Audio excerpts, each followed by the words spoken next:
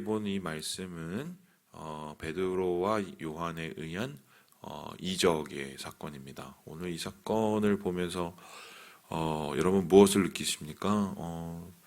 맨 처음은 이 사람들도 이런 것을 하네? 라는 생각을 하지요. 실제적으로 이제 사도행전에 나타난 첫 번째 이적 사건으로서 성령 받고 하나님의 능력을 나타내는 이 첫 번째 이야기가 여기 등장하게 됩니다. 그런데 저는 개인적으로 그랬습니다. 읽으면서 갑자기 막 뭔가 중첩되고 떠오르는 사건이 하나가 있었습니다.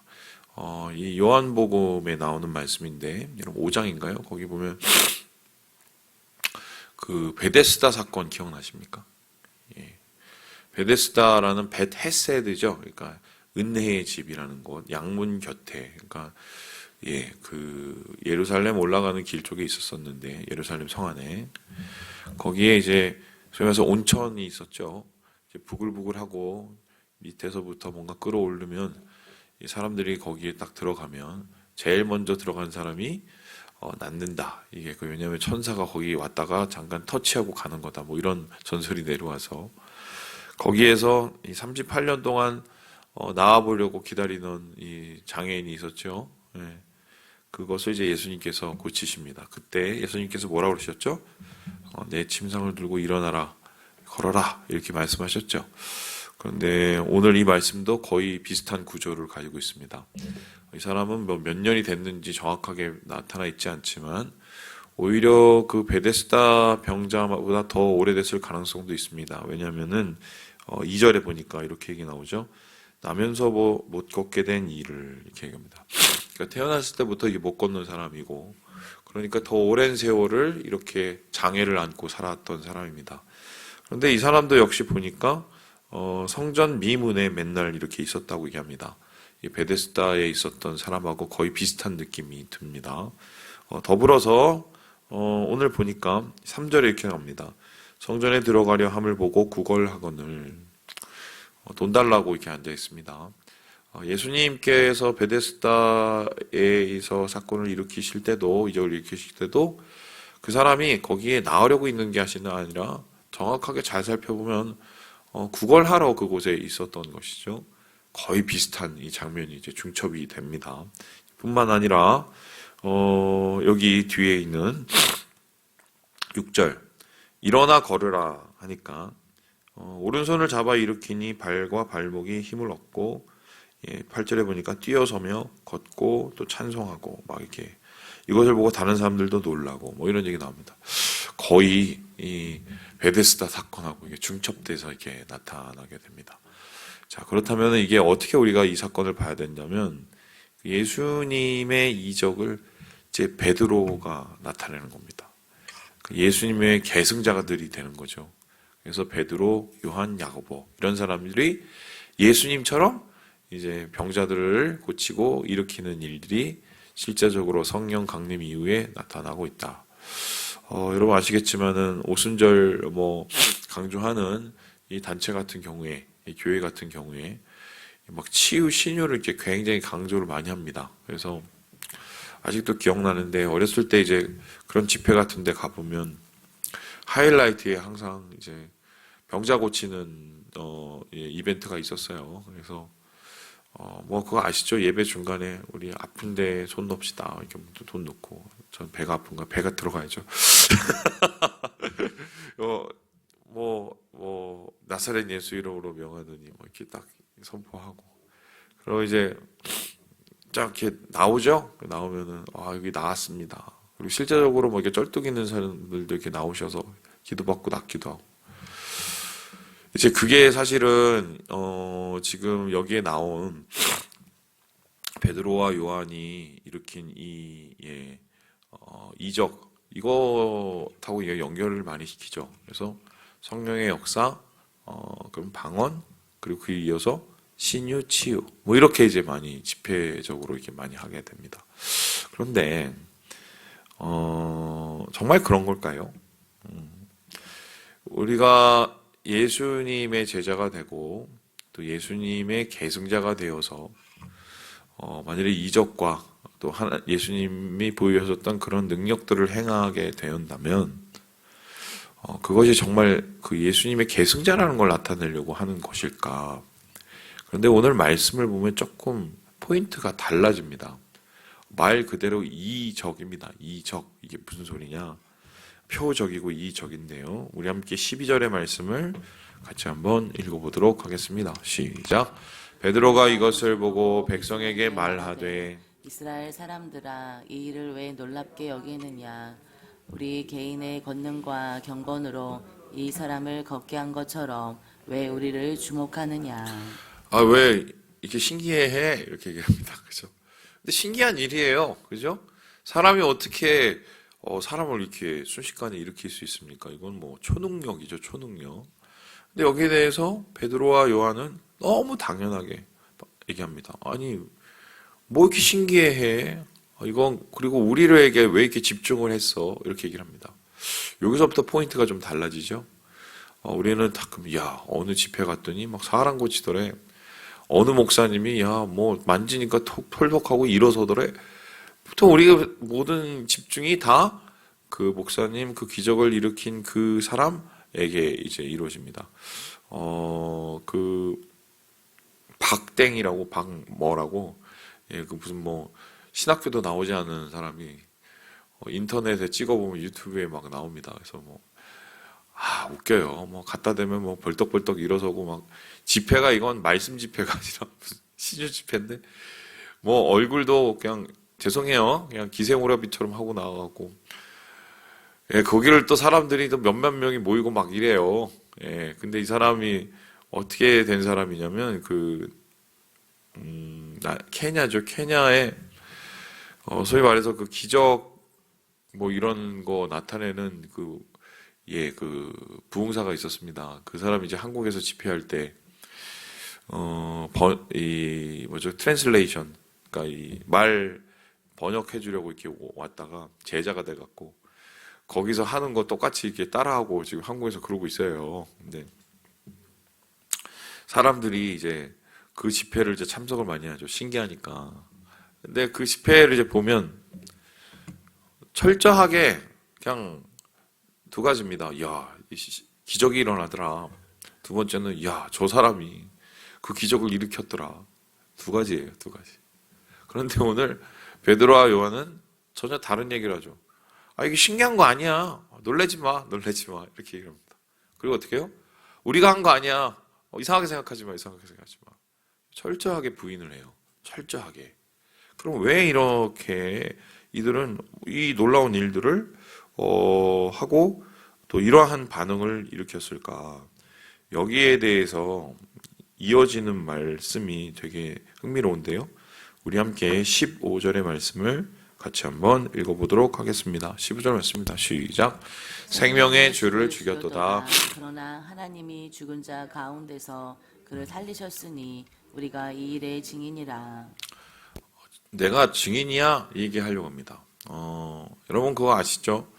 그 예전에 보면 약장사들 아시죠? 약장사. 그러면 이제 앞에 막 그 약 팔기 전에 막 쇼하고 막 그죠? 요즘엔 그런 분들이 없어요. 그리고 막 기생충 약 먹고 막 이상한 거 하고 막 그러잖아요. 막 그럴 때 이제 막 사람들이 그거 보러 몰리죠. 근데 사실 뭐 그게 메인이 아니죠. 메인은 뭡니까? 자, 이 약 한번 먹어봐. 그래서 이제 하나 착 꺼내면서 이거 먹으면 이렇게 되고 저렇게 되고 막 얘기를 하지 않습니까? 약 파는 게 목적이죠, 그죠?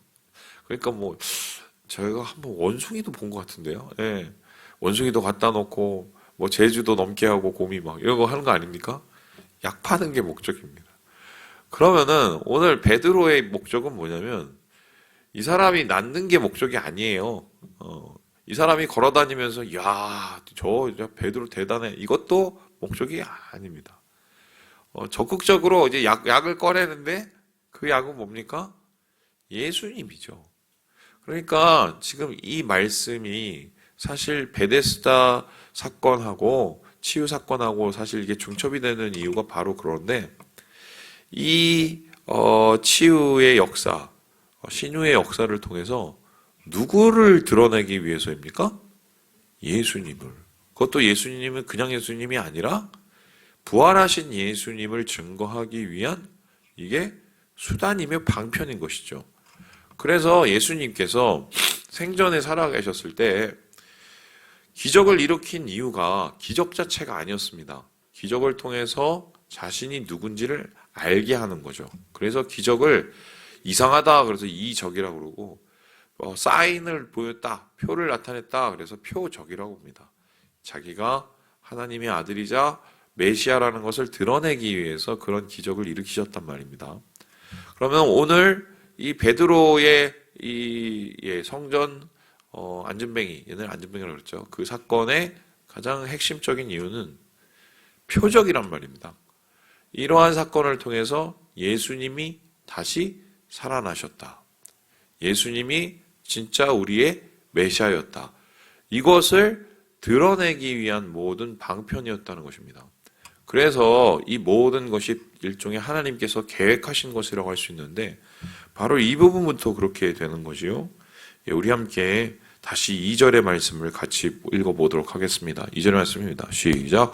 나면서 못 걷게 된 이를 사람들이 메고 오니 이는 성전에 들어가는 사람들에게 구걸하기 위하여 날마다 미문이라는 성전문에 두는 자라. 왜 이 사람을 고쳤을까요?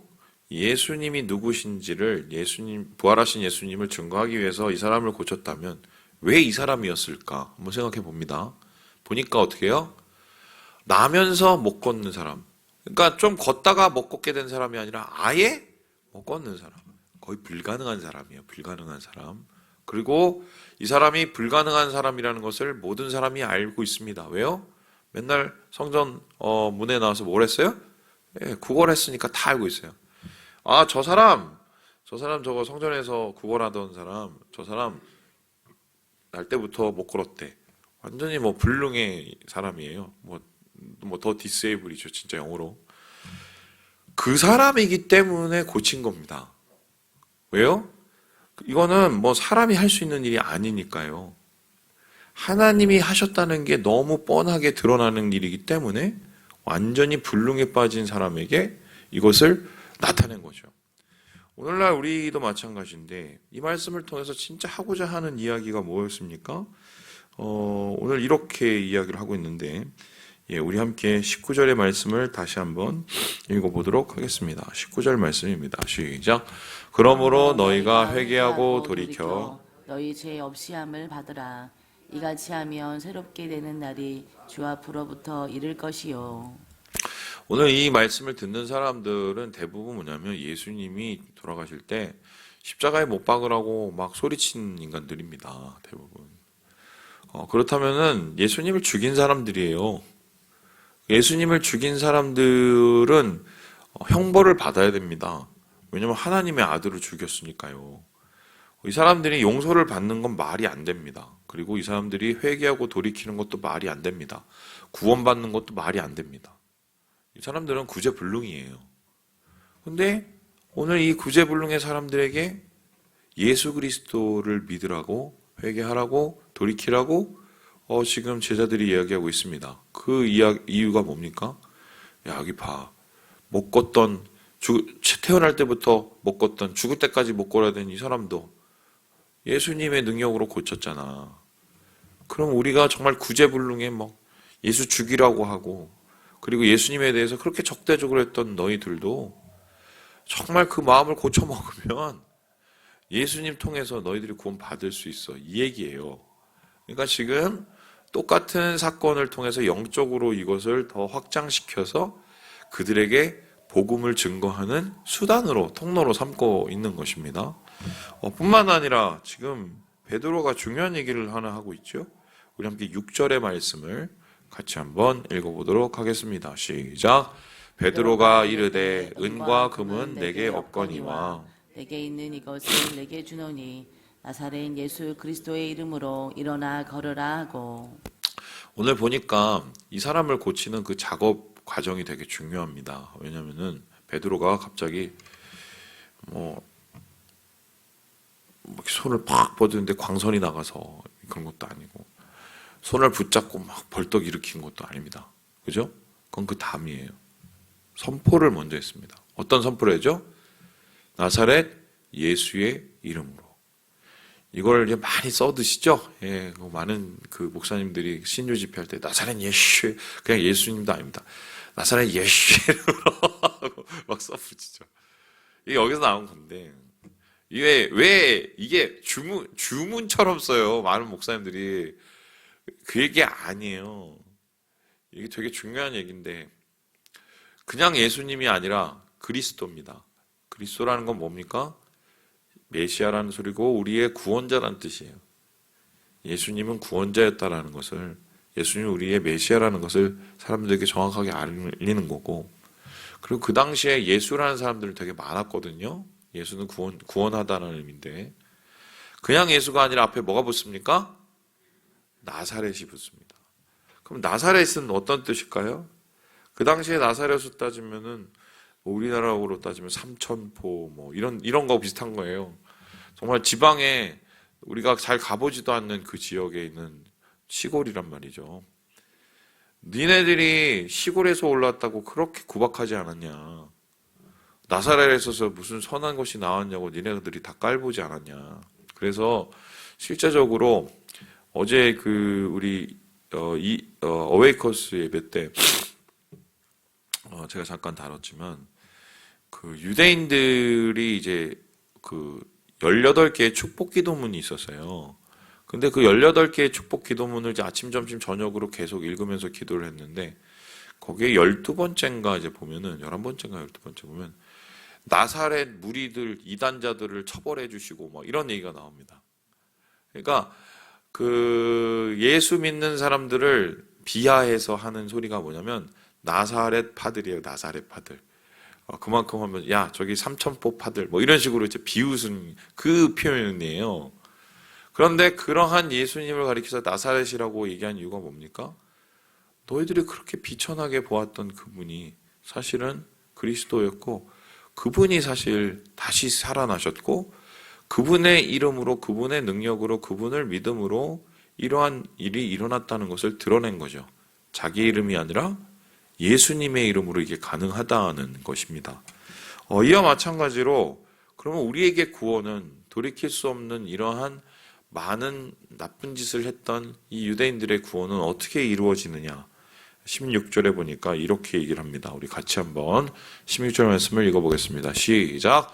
그 이름을 믿음으로 그 이름이 너희가 보고 아는 이 사람을 성하게 하였나니 예수로 말미암아 난 믿음이 너희 모든 사람 앞에서 이같이 완전히 낫게 하였느니라. 이 말씀 보세요. 예수님 때문에 예수님 믿음으로 이 사람이 나았듯이 우리도 예수를 믿으면 어떻게 해요? 죄와 사망과 우리가 저질렀던 그 범죄로부터 구원을 받게 된다는 거죠. 그러니까 이러한 지금 성전에서 나타난 기적 사건은 철저하게 복음을 증거하는 도구가 된 겁니다. 복음을 증거하는 도구가. 그럼 오늘 말씀을 통해서 우리가 깨닫게 되는 것은 무엇인가? 우리 베드로를 한번 생각을 해봅시다. 그가 이럴 자격이 있는 사람입니까? 그가 이럴 능력이 있는 사람입니까? 두려움에 빠져서, 그죠? 오보하다가 귀 자르고 그 다음 바로 가서 예수님 나 자기 모른다고 막, 부인했던 사람 아닙니까? 심지어는 예수님이 부활하셔서 딱 벌떡하고 이렇게 앞에 나타나셨는데도 그냥, 쭈삣쭈삣 하면서 이 말 저 말 하지도 못하는 그런 인간이었습니다. 두려움에 사로잡히고 또한 자기 자괴감에 사로잡혀서 패배주의에 쩔어있던 인간 아니었어요? 거기다가 이 사람이 똑똑합니까? 그냥 평생 어부하시던 분이에요. 이 사람의 삶을 주님께서 붙잡아 주시고 성령님께서 붙잡아 주시니까 예수님의 복음의 통로를 삼아 주신 거죠. 예수를 드러내고 예수의 능력으로 세상을 치유하는 사람으로 삼아 주십니다. 저는 이 사람이 하면 우리도 할 수 있다고 생각합니다. 비록 우리가 교회 앞에 있는 장애인들을 우리가 일으켜 세우지는 못할지라도 성령에 붙잡히고 복음에 붙잡혀 사는 우리의 삶이라면 우리의 삶을 통해서 예수가 드러나고 그 예수를 통해서 영원히 살아나는 일을 하는 거, 이게 제자죠. 이게 제자예요. 능력은 다른 게 능력이 아니라 나를 통해서 예수가 드러나는 게 능력입니다. 그래서 오늘 말씀을 통해서 좀 우리가 우리의 삶이 무엇을 지향해야 하는가 좀 고민을 해봐야 되겠어요. 네. 이제는 좀 그런 얘기는 그만했으면 좋겠습니다. 야, 내 예수 믿고 내가 뭐 복 받고, 예수 믿고 내가 차 뽑고, 예수 믿고 내가 뭐 집 샀는데 막 두세 배로 뛰고 이런 분들 진짜 많았거든요. 제가 어렸을 때. 그런 얘기는 이제 그만하자. 예, 나쁘다는 소리가 아니라 이제는 좀 진려해요, 사람들이. 그런 말 이제. 요즘에 진짜 복음은 뭐겠어요? 야, 내가 예수 믿고 야, 이렇게 행복해. 내가 예수 믿고 이렇게 우울증에서 내가 해결됐어. 예수 믿고 내가 이렇게 집안 문제 가운데 내가 정말 빚을 봤어. 이거 아니겠어요? 그죠? 그래서 주님 안에서 우리가 정말 참된 믿음으로 구원의 능력의 통로가 되시는 오늘 하루 되시길 주님의 이름으로 축원합니다.